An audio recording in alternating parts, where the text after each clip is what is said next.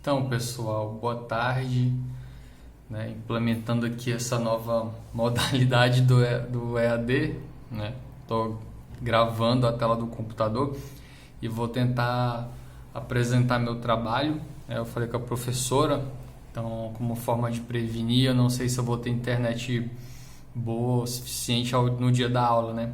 Para apresentar o trabalho para vocês. Então, só como forma aí de prevenção, para não ficar se apresentar, eu vou fazer dessa forma, gravando a apresentação, tá bom?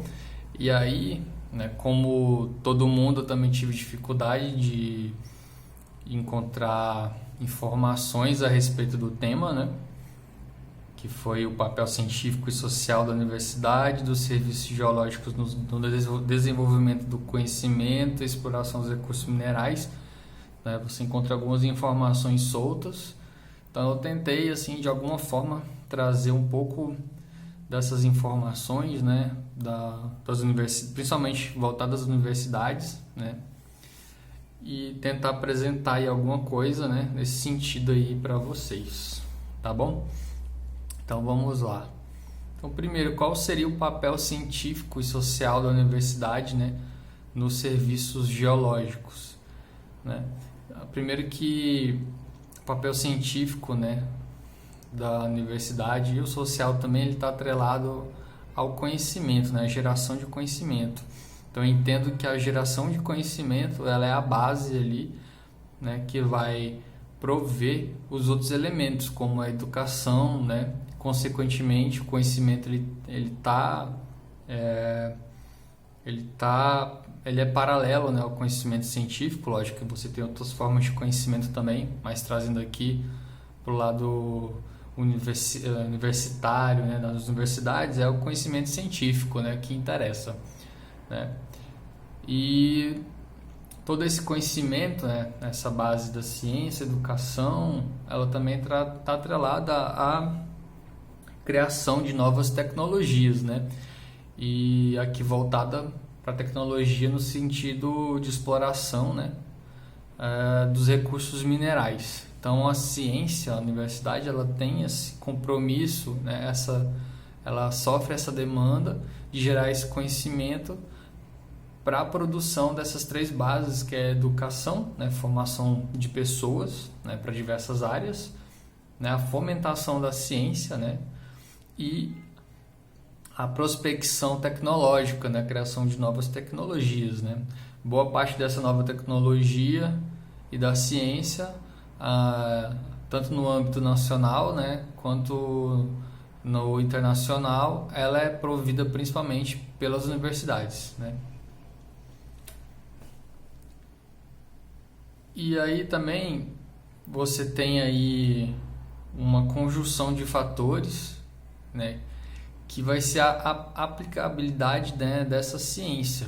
Ou seja, a universidade ela vai produzir, né, todos aqueles itens, né, que eu citei, e o mercado, né, talvez aí o mercado privado, enfim, né, e as instituições públicas também, elas vão aplicar essa ciência, né? Vão aplicar aqui para o nosso tema, ela vai aplicar essa ciência na forma de explorar, de como explorar, né, os recursos minerais. E essa ciência, quando bem feita, né, quando o método é bem pesquisado, estudado, ele vai promover um bem-estar social, né, e aí você pode colocar geração de renda, né, para as pessoas, através da criação de empregos, né, e também métodos que vão propiciar a formação tecnológica também, né? Tecnologia, né, que vai evoluir a partir da ciência ali promovida pelas universidades. Ou seja, então a ciência, né, entende-se, né, que a ciência ela está fortemente ligada à tecnologia, né? Então a ciência que é feita nas universidades, né, ela está intimamente ligada aí, fortemente ligada à tecnologia. E aí, como a gente já debateu, né, em outras ocasiões, né, em outros seminários, a exploração desses recursos minerais, ela consequentemente, infelizmente, ela implica, né, como toda atividade antrópica, em impacto ambiental. Só que esse impacto, né, hoje entende-se muito bem isso, que ele pode ser minimizado, né, através do uso de tecnologias adequadas, né? Então, as universidades, ao criarem as tecnologias através da ciência, né, então através de todo o embasamento científico, é possível criar tecnologias que vão diminuir, né, o impacto causado por essas atividades, né? É a principal proposta, talvez, na criação dessas tecnologias através das universidades.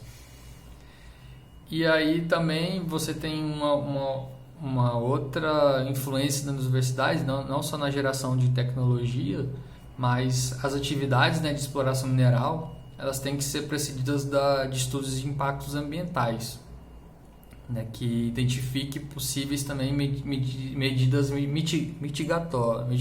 mitigadoras, perdão.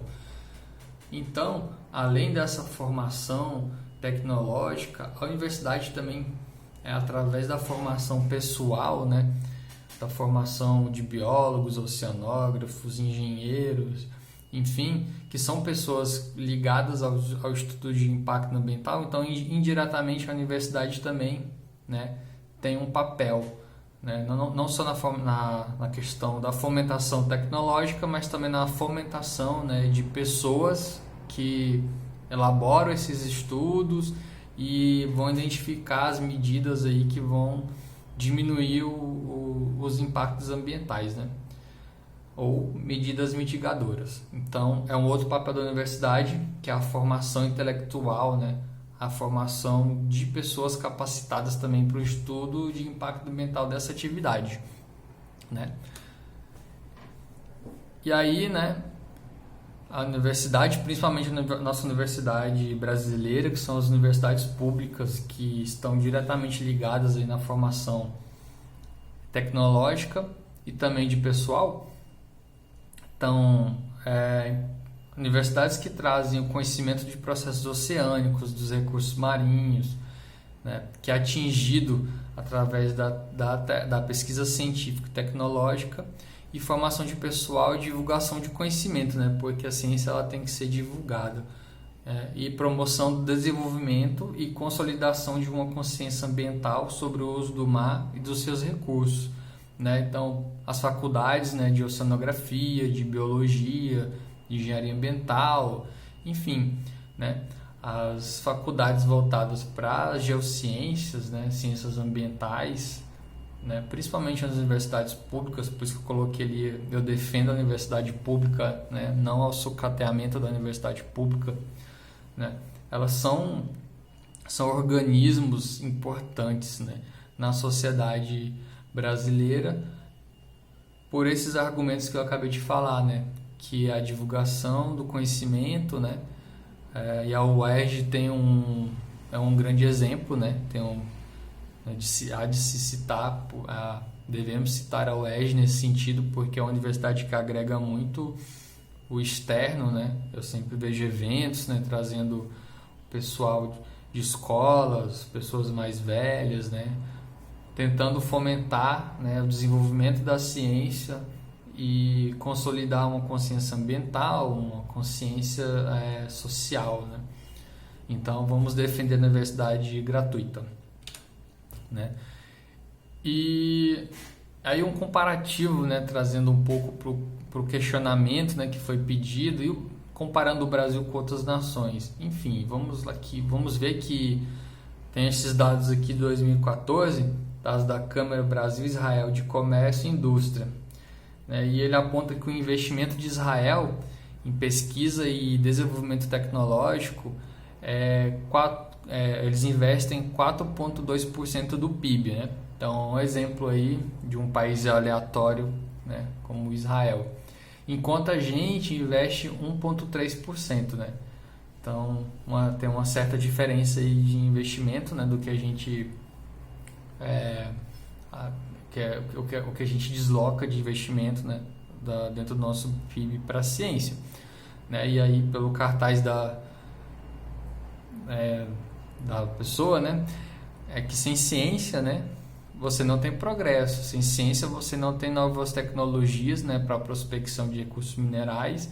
Você não tem desenvolvimento tecnológico, você não tem desenvolvimento social, né? A ciência é necessária. Mas aí, não, nem tudo são horrores, né? O Brasil está à frente, aí, pelo menos, de alguns países, né, no sentido do desenvolvimento tecnológico, como México, Chile, Argentina, África do Sul e Rússia. Mas a gente ainda está muito distante de outras nações, como a China e a Coreia do Sul, né? Então a gente ainda tem muito que melhorar, né, quando o assunto é ciência nacional.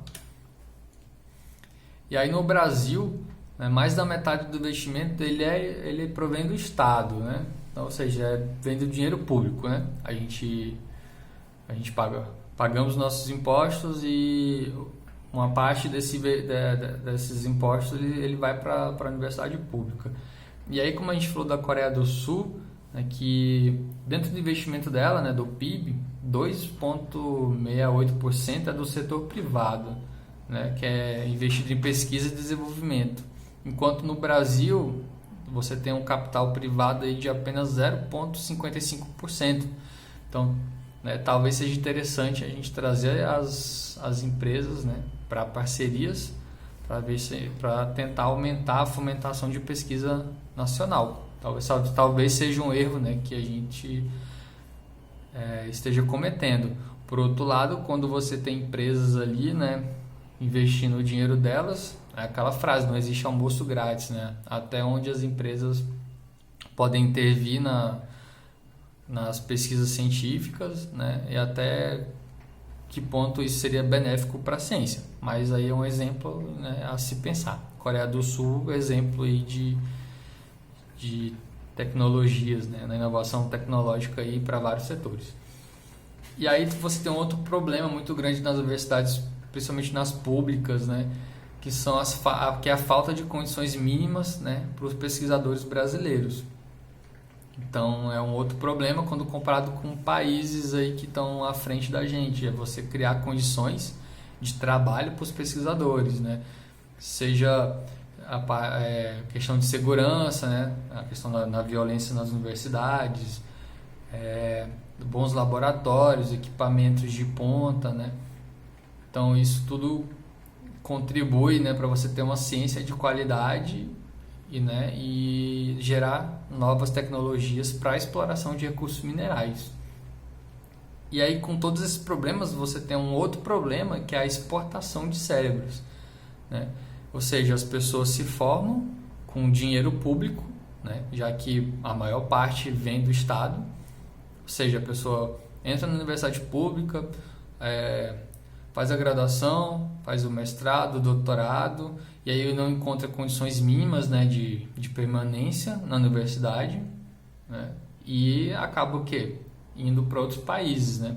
Então você tem um desperdício de dinheiro público, né? Você forma a pessoa, né, você forma, né, desde a graduação até o doutorado muitas vezes, né, e a pessoa acaba indo embora e o país ele acaba formando cérebros, né, pessoas para suprir a necessidade de outros países, né? E não a necessidade interna. Então isso é um problema também, quando comparado com outras nações. E aí, trazendo aqui os indicadores de desenvolvimento, porque esse indicador ele vai mostrar o grau de desenvolvimento tecnológico de um país, né? Através, por exemplo, das patentes, né? Que é utilizado, como eu falei, para verificar o grau de desenvolvimento tecnológico de um país. E aí a gente, o Brasil, de acordo com a agência de notícias da Confederação Nacional da Indústria, esse dado é de abril de 2014, o país está na 19ª posição, né, com 41.453 patentes válidas, né, que é muito pouco. E quando comparado, por exemplo, com os Estados Unidos, que ocupa o primeiro lugar com 2,2 milhões de patentes, né? E outro exemplo, o Japão, com 1,6 milhões aí de patentes registradas, né? Então no Brasil a gente sabe que tem uma dificuldade muito grande de de se patentear um produto, né, ou uma inovação tecnológica.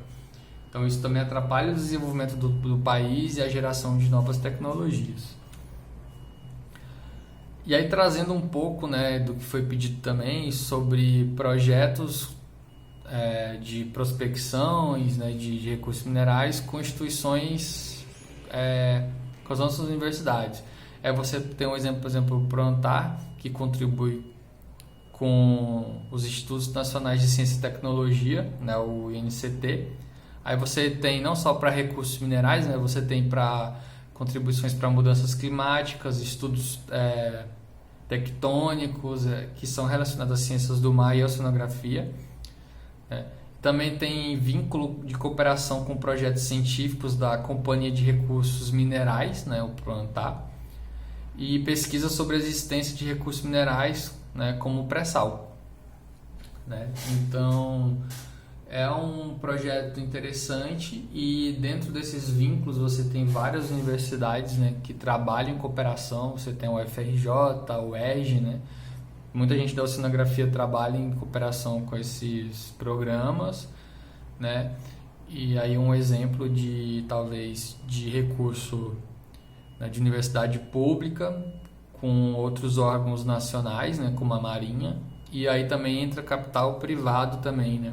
Patrocínio privado também nesses sistemas de pesquisa. E aí tem um outro exemplo, né, que a gente sabe que a tecnologia marinha brasileira teve um grande desenvolvimento, principalmente na área de petróleo e gás. No entanto, quando você fala em recursos minerais não petrolíferos, esse desenvolvimento é quase nulo, tá? Mas a gente tem uma grande parte aí, fonte de pesquisa voltada para a área de petróleo e gás. Aí, entre elas, né, são pesquisas voltadas para a fabricação e instalação de estruturas portuárias, né, denominadas são as plataformas fixas, e operações marítimas para a instalação de equipamentos no fundo do mar, né, para controle de produção de dutos para o transporte. E aí você tem alguns programas, por exemplo, de pós-graduação de engenharia, por exemplo, a engenharia oceânica lá da COP, na UFRJ, né, no Arsenal de Marinha do Rio de Janeiro, e a Petrobras. Né? Aqui essa fotografia lá da COP, eles têm uns tanques lá que simulam ondas, enfim, dá para fazer vários experimentos voltados principalmente para essa área aí da engenharia de petróleo. Então é mais um exemplo aí de cooperação universidade, né, e outros órgãos nacionais também. E também entra capital privado aí, tá? Não só capital estatal, né? Então é um outro exemplo.